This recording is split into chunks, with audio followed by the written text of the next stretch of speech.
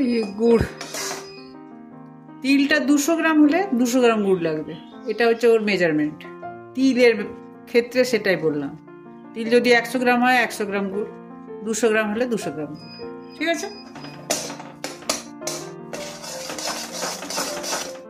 তিলের পাক খুব ঝামেলার একটা আছে, দেওয়া মাত্র সঙ্গে সঙ্গে বানাতে হবে, নাহলে টাইট হয়ে গুঁড়ো গুঁড়ো হয়ে যাবে।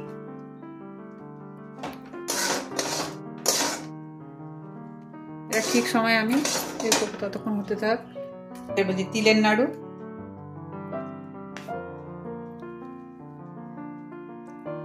অনেকগুলো হয়েছে, যাই বলো 40টা হয়েছে। তিলের নাড়ু করতে খুব কষ্ট হয়, হাতে করে করে পাক দিয়ে দিয়ে, ঠিক আছে।